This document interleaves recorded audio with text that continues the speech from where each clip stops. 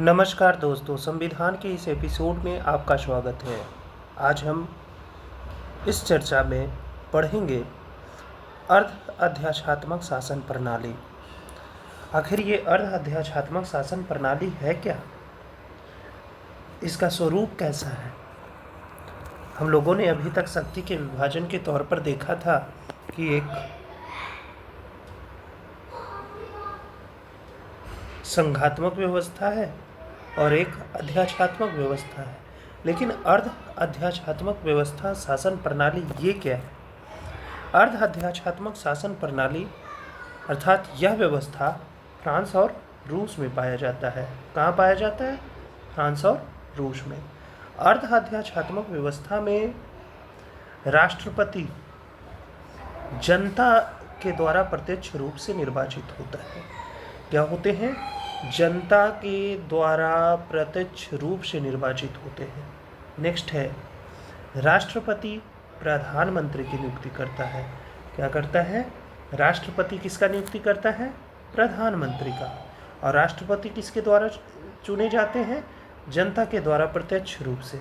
तथा प्रधानमंत्री की सलाह पर अन्य मंत्रियों की नियुक्ति करता है। राष्ट्रपति क्या करता है? प्रधानमंत्री की सलाह पर अन्य मंत्रियों की नियुक्ति करता है। प्रधानमंत्री तथा अन्य मंत्री विधायिका के सदस्य नहीं हो सकते। यह देखिए, अन्य दोनों से अंतर है, अलग है। प्रधानमंत्री तथा अन्य मंत्री विधायिका के सदस्य नहीं हो सकते। सीनेट को अपर हाउस कहा जाता है। सीनेट को क्या कहा जाता है? Upper house. और नेशनल असेंबली को लोअर हाउस कहा जाता है। फिर से मैं रिपीट कर रहा हूँ, सीनेट को अपर हाउस कहा जाता है और नेशनल असेंबली को लोअर हाउस कहा जाता है। और ये अर्ध अध्यादेशात्मक व्यवस्था कहाँ होते हैं? रूस में। प्रधानमंत्री तथा अन्य मंत्री नेशनल असेंबली की कार्यवाही में भाग लेते हैं। प्रधानमंत्री और अन्य मंत्री नेशनल असेंबली की कार्यवाही में भाग लेते हैं तथा उन्हें नेशनल असेंबली में अविश्वास प्रस्ताव के माध्यम से हटाया जा सकता है। इन दोनों को, प्रधानमंत्री और अन्य मंत्री, जिसकी नियुक्ति राष्ट्रपति करते हैं, अर्थात प्रधानमंत्री की नियुक्ति राष्ट्रपति करते हैं और प्रधानमंत्री की सलाह पर अन्य मंत्रियों की नियुक्ति राष्ट्रपति के द्वारा ही किया जाता है।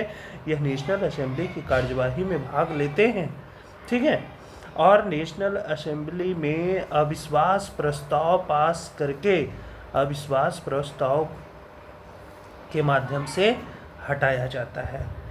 धन्यवाद।